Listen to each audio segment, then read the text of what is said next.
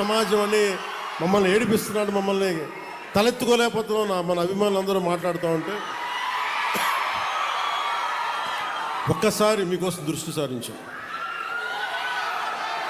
ఎందుకంటే నాకు సినిమాలు ఒకే నా బతుకు తెరువు, నా జీవనాధారం. రాజకీయం నా బాధ్యత, నా దేశభక్తిని చూపించుకోవడానికి, నా సామాజిక బాధ్యతను నిర్వర్తించడానికి నేను ఎంచుకున్న బాధ్యత ఇది. సో మీకోసం ఇలా చేయబట్టే నేను దాదాపు ఈ రోజున పల్లె పండుగ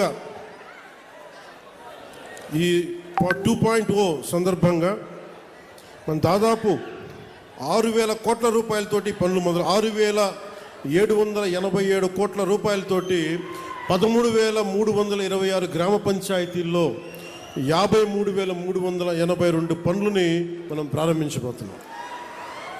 దీనికి మీరు 5 సంవత్సరాల క్రితం గత ప్రభుత్వ పాలన చూశారు. ఈ 5 సంవత్సరాల కాలంలో మీరు ఒకసారి జ్ఞాపకం తెచ్చుకుంటే మీకు ఏం గుర్తొస్తే చెప్పండి. వాళ్ళు చేసి గుంతలున్న రోడ్లలో చేపలు పట్టడాలు, రోడ్లు వేయకపోవడాలు,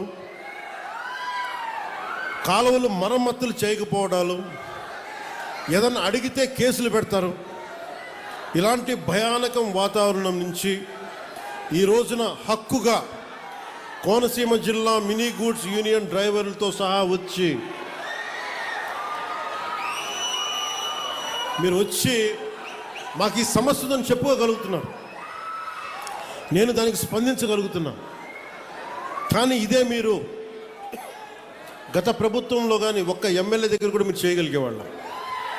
ఎంత భయపెట్టారు మిమ్మల్ని, ఎంత భయానకం వాతావరణం క్రియేట్ చేశారు. అంటే ఇదంతా మీరు ఒక్క యువత తీసుకున్న నిర్ణయం.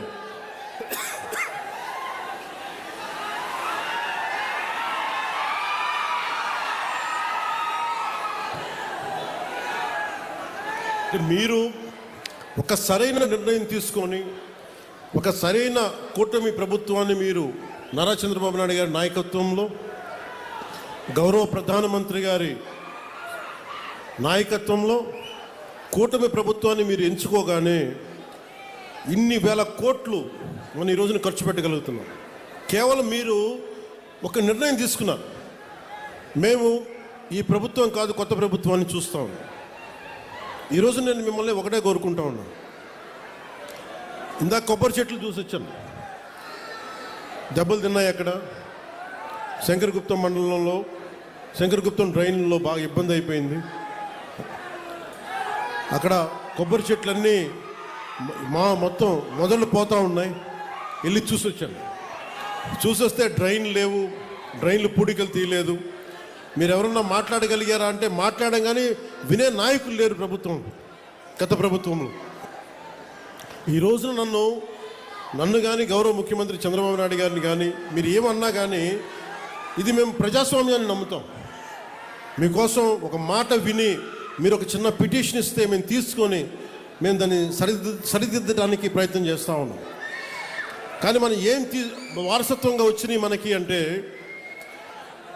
అప్పులు, వాళ్ళు చేసిన దోపిడీ, ఏ విధి విధానాలు లేకుండా అనేక సమస్యలు వారసత్వంగా ఇచ్చేశారు. నేను ఇక్కడ మనకు కనిపిస్తున్న కోనసీమ కొబ్బరి సీమ ఇది. ఒక కొబ్బరి చెట్టు మనకి ఫలం ఇవ్వాలి అంటే కనీసం 8 నుంచి 10 సంవత్సరాలు పడుతుంది. పూర్తి స్థాయిలో దాని ఫలితం చూడాలంటే కనీసం 15 సంవత్సరాలు పడుతుంది. నేను ఈ రోజున మిమ్మల్ని అడిగేది ఎలక్షన్ ముందు అడగట్లేదు, ఇప్పుడే అడుగుతున్నాను. వచ్చే 15 సంవత్సరాలు ఈ కూటమి ప్రభుత్వానికి మీరు అండగా ఉండాలి. ఒక కొబ్బరి చెట్టుకి మీరు ఎంత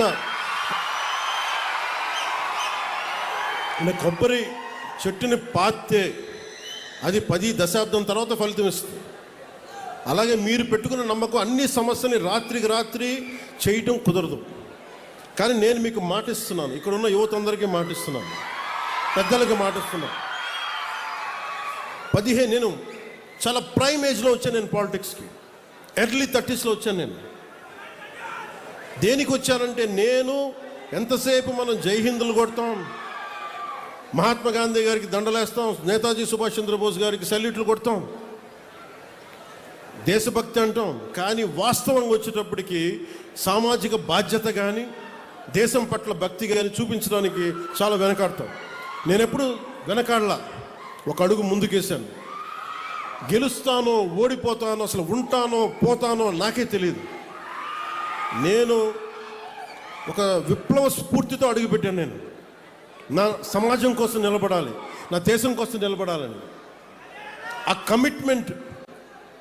అసలు ఈ ఎన్నికల్లో నేను గెలుస్తానో, నేనే గెలుస్తానో లేదో నాకు తెలియదు, నేను ఓడిపోతానో లేదో నాకు తెలియదు, గెలుస్తానో లేదో నాకు తెలియదు. ఒకే ఒక్క హోప్ ఇచ్చింది నాకు, రాజోలు హోప్ ఇచ్చింది పోయిన ఎన్నికలు. ఈరోజు కూటమి ప్రభుత్వం చూస్తున్న 151 శాసనసభ్యులు కానీ 21 పార్లమెంట్ సభ్యులు కానీ వీటికి మూలం, వీటికి మూలాధారం, వీటికి అంకురార్పణ రాజోల్లో పడింది 2019.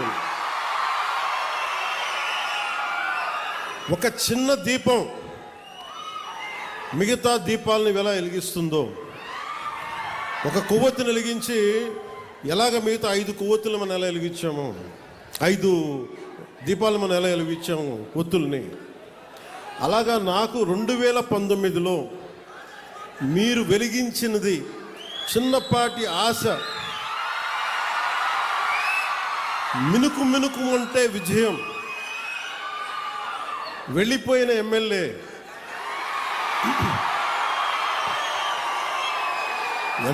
వెళ్ళిపోయినా ప్రజలు వెళ్ళా, నా అన్నదమ్ములు వెళ్ళా, నా ఆడపడుచులు వెళ్ళా, మా అక్క చెల్లెలు వెళ్ళా, మమ్మల్ని నిరంతరం చిరంజీవిగా ఉండని ఆశీర్వదించే పెద్దలు వదలనా. మీరు ఇచ్చిన ఆ చిన్నపాటి ఆశ ఈ రోజున కూటమి ప్రభుత్వానికి ఎంత బలమైందంటే, అది నాకు బలమైంది, నేను కూటమికి బలమైంది, అది మీరిచ్చింది. అందుకు నాకు ప్రత్యేకించి బాధ్యత ఉంది. నాకు రాజోలకి ఇందాక మన సోదరులు హరీష్ గారు చెప్పినట్టుగా, నేను గెలవటం పిఠాపురం నుంచి పోటీ చేశాను, గెలిచాను. కానీ రాజోలు నేను గుండెల్లో పెట్టుకుని నియోజకవర్గం. అందుకే పరమశివుడి ఆశీస్సులతోటి ఆలయాన్ని మొత్తం నేను అతి త్వరలో దానికి నిర్మాణానికి పూర్తి స్థాయిలో నా సహకారాన్ని దానికి అందిస్తాను.